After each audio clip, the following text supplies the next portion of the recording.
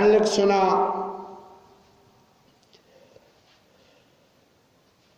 یہ بات بھی آپ کو بتلائی جا چکی کہ حضرت سلیمان فارسی رضی اللہ تعالی عنہ دوران سفر کئی بار فروخت ہوئے، ان کو غلام بنایا گیا۔ اسی ہی کیفیت میں آپ رضی اللہ تعالی عنہ نے حضور اکرم صلی اللہ علیہ وسلم کے پاس پہنچ کر اسلام قبول کر لیا، لیکن تھے غلام ہی، جس کی وجہ سے آپ رضی اللہ تعالی عنہ نہ تو جنگ بدر میں شامل ہو سکے، نہ ہی جنگ احد میں شامل ہو سکے، اور نہ ہی آپ کو ایسا موقع میسر آیا کہ آپ حضور اکرم صلی اللہ علیہ وسلم کی خدمت میں بیٹھ کر اسلام کے متعلق کچھ سیکھ سکیں، اور نہ ہی غلام ہونے کی وجہ سے آپ کو اتنا وقت میسر تھا کہ آپ کما حقہ اللہ تبارک و تعالی کی عبادت کر سکیں۔ جب موقع ملتا کبھی کبھار وہ حضور اکرم صلی اللہ علیہ وسلم کی خدمت میں حاضر ہوا کرتے تھے۔ تو ایک دفعہ حضرت سلیمان فارسی رضی اللہ تعالی عنہ حضور اکرم صلی اللہ علیہ وسلم کی خدمت میں حاضر ہوئے، تو آقا کریم صلی اللہ علیہ وسلم نے فرمایا، اے سلمان، تو اپنے آقا سے کتابت کر لے۔ کتابت کسے کہتے ہیں؟ فقہاء کی اصطلاح میں کہا جاتا ہے کہ آقا کا غلام کو، مالک کا اپنے غلام کو اس شرط پر آزاد کرنا کہ تو اتنا اتنا مال مجھے دے دے تو تو آزاد ہے۔ اس کو کتابت کہا جاتا ہے۔ یہ اردو کا کتابت نہیں ہے، اس لیے میں نے اس کی تشریح اور اس کا معنی آپ کے سامنے بیان کر دیا۔ پھر علماء نے فرمایا، فقہاء حضرات کہتے ہیں کہ اگر وہ غلام اس شرط کو قبول کرتے ہوئے، آقا کی اس شرط کو قبول کرتے ہوئے منظور کر لے، اور پھر اسی شرط کو اگر وہ پورا کر دے تو اب وہ غلام آزاد ہو جائے گا، وہ غلام باقی نہیں رہے گا۔ اس کو کہا جاتا ہے کتابت۔ تو آقا کریم صلی اللہ علیہ وسلم نے فرمایا، اے سلمان، تو اپنے آقا سے کتابت کر لینا تاکہ تو آزاد ہو جائے۔ پھر حضرت سلیمان فارسی رضی اللہ تعالی عنہ نے حضور اکرم صلی اللہ علیہ وسلم کے ارشاد مبارک کو اپناتے ہوئے آپ اپنے آقا کے پاس چلے گئے۔ اب بات چیت شروع کر دی کہ آقا آپ مجھ سے کتابت کر لیں۔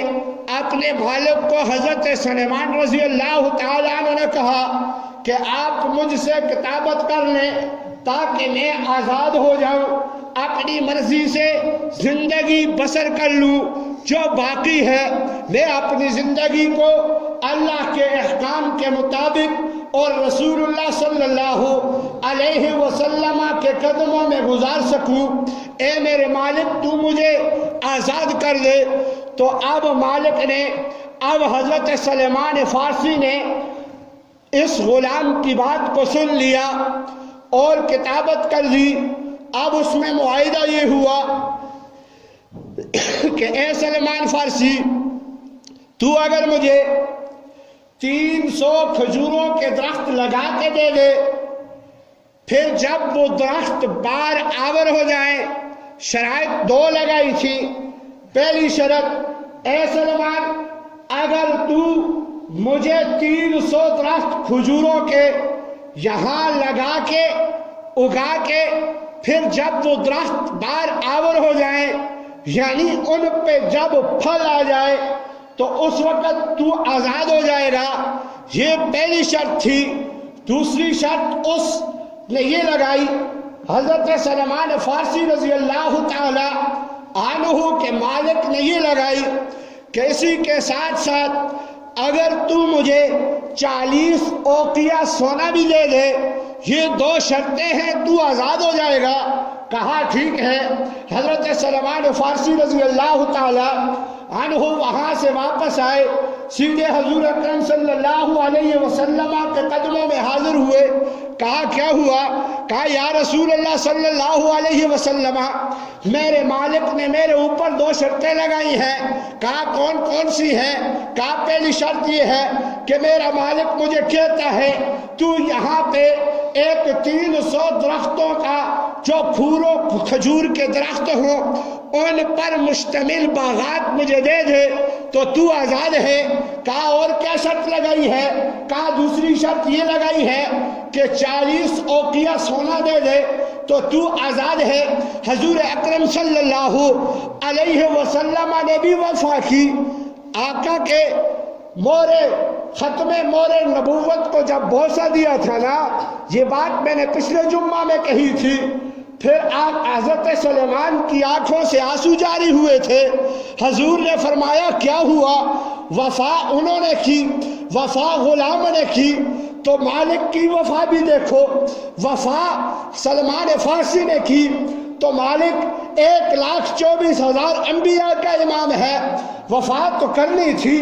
آج ہم بے وفا ہیں، وہ تو جب دنیا سے رخصت ہو رہے تھے تو حضور اکرم صلی اللہ علیہ وسلم نے میرے اور آپ کے متعلق دعا کر کے چلے گئے اللہ، اور اسی کے ساتھ ساتھ جناب اسرائیل کو مخاطب کر کے کہا تھا، میرے اور آپ کے نبی نے کہا تھا اے اسرائیل جتنی تکلیف تو نے مجھے دینی ہے دے دے، ور روح نکالتے وقت میرے امتی کسی کو بھی اتنی تکلیف نہ دینا۔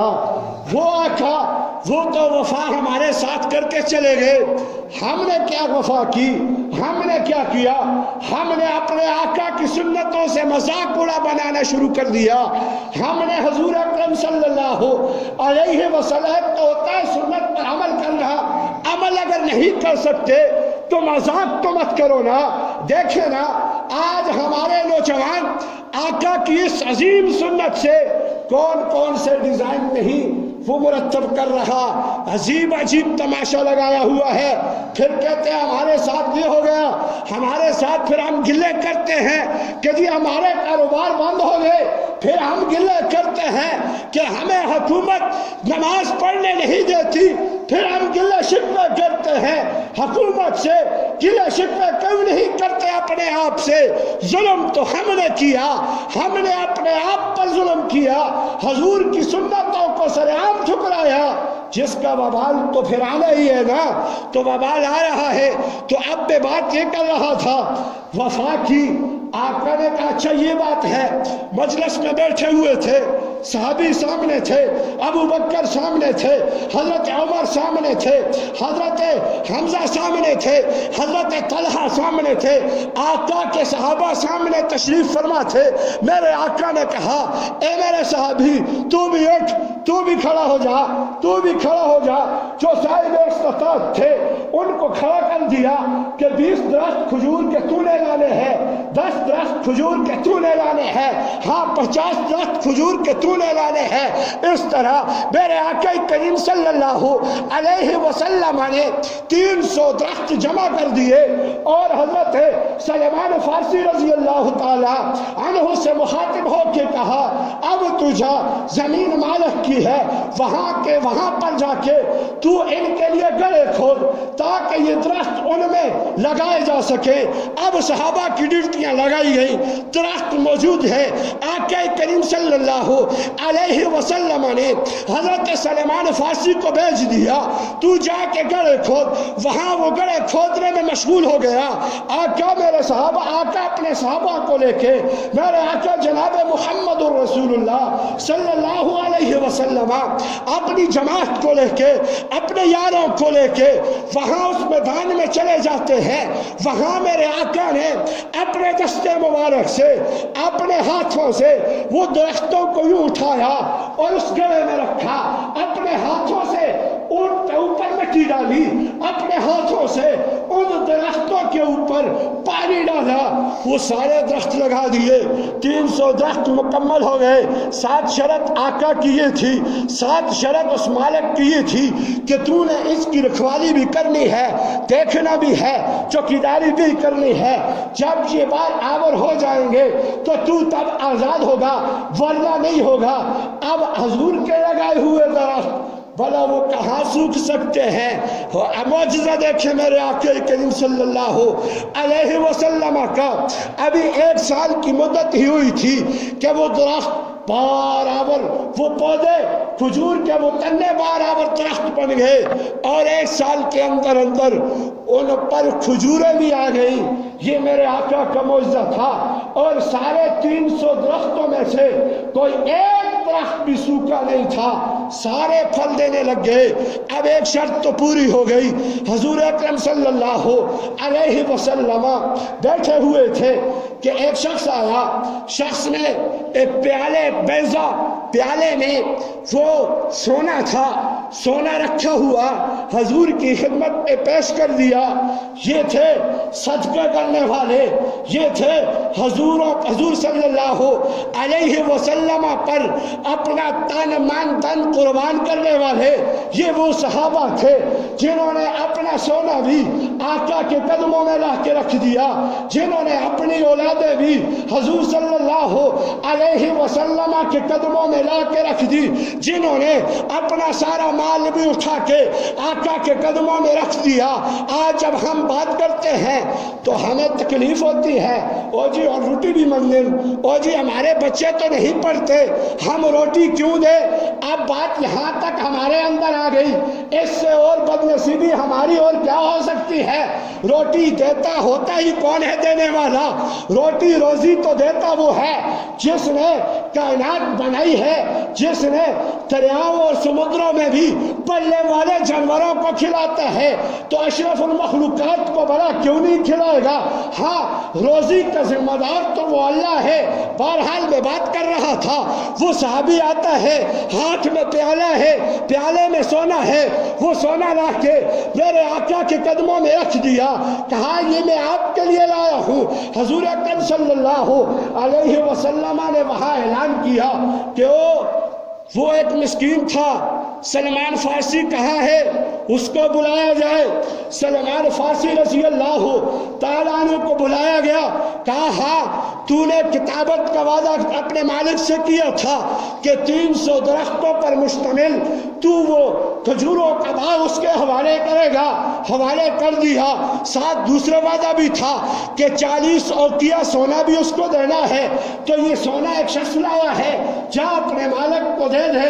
آؤ نا معجزہ بتاؤں، حضور اکرم صلی اللہ علیہ وسلم کے پاس جب سلمان فارسی آتے ہیں، پیالہ ہاتھ میں لیتے ہیں، وہ بیضا ہاتھ میں لیتے ہیں، وہ سونے کو دیکھتے ہیں، دیکھ کر آقا کریم صلی اللہ علیہ وسلم سے سوال کرتے ہیں کہ یا رسول اللہ صلی اللہ علیہ وسلم سونا تو کم ہے، اس نے تو 40 اوقیہ کی شرط لگائی ہے۔ اب اوقیہ کیا ہوتا ہے یہ بھی آپ کو بتا دیتا ہوں۔ رقم کے اعتبار سے ایک اوقیہ یہ 40 درہم کا ہوتا ہے۔ آج کل درہم کا کیا ریٹ ہے آپ خود ہی معلوم کر لیں، یہ ریٹ روز بدلتے رہتے ہیں، اس لیے میں نہیں بتا رہا۔ بہرحال ایک اوقیہ کتنے درہم کا ہوتا ہے؟ 40 درہم کا ہوتا ہے۔ اب یہ 40 اوقیے یہ 1600 درہم کے ہو گئے۔ کتنے درہم کے؟ 1600 درہم کے ہو گئے۔ اب آپ حساب کر لیں، آج کا اگر ریٹ معلوم کرنا ہے تو دیکھ لیں ایک درہم کتنے کا ہے، ضرب 1600 کر لو تو اس کی مالیت نکل آئے گی، آپ کو جواب مل جائے گا۔ ہاں اگر آپ پوچھتے کہ جی وزن کے اعتبار سے یہ کتنا وزن بنتا ہے اس سونے کا، 40 اوقیہ جو کہا ہے، تو اس کا جواب یہ ہے 5 اوقیہ، یہ جو 5 اوقیہ ہوتا ہے وزن کے اعتبار سے یہ بنتا ہے 52.5 تولہ بنتا ہے۔ کتنے؟ 5 اوقیہ 52.5 تولہ بنتا ہے۔ تو اس طرح 40 اوقیہ سونا تقریباً 418 17.5 یا 18 تولہ بنتا ہے۔ اتنے تولے سونا دے دے تو آزاد ہے۔ یہ ایک غلام کی رقم ہے، ایک غلام کی آزادی کی رقم ہے۔ تو ایک آزاد اللہ کے احکام کو ماننے والا اور حضور اکرم صلی اللہ علیہ وسلم کا پڑھنے والا امتی ایک آزاد ہو اور معمولی سی بات پر اسے قتل کر دیا جائے، گوشت کی دیت کتنی بنتی ہے پتہ ہے نا؟ کتنا بڑا جرم ہے کہ دوسرے مسلمان کو قتل کر دینا، مار دینا۔ یہاں تو میں نے بات ایک غلام کے آزاد کرنے کی تھی، وہ آزاد ہو گئے۔ جب سونا حضرت سلیمان رضی اللہ تعالی عنہ نے اپنے ہاتھ میں لیا، کہا یا رسول اللہ یہ تو بہت کم ہے، یہ تو نہیں۔ آقا نے فرمایا تو جا تول وزن کر پورا ہوگا۔ تو اس نے گیا، وہ گئے، حضرت سلمان فارسی رضی اللہ تعالیٰ عنہ گئے اور وہاں جا کے جب تولا تو وہ پورا 40 اوقیہ نکلا، وہ اس کے حوالے کیا اور حضرت سلمان فارسی نے اپنی جان خلاص کر دی۔ کس کے لیے؟ اللہ کے لیے، حضور اکرم صلی اللہ علیہ وسلم کے طریقوں کے مطابق زندگی گزارنے کے لیے اپنی جان کو خلاص کر دیا اور آزاد ہو گئے۔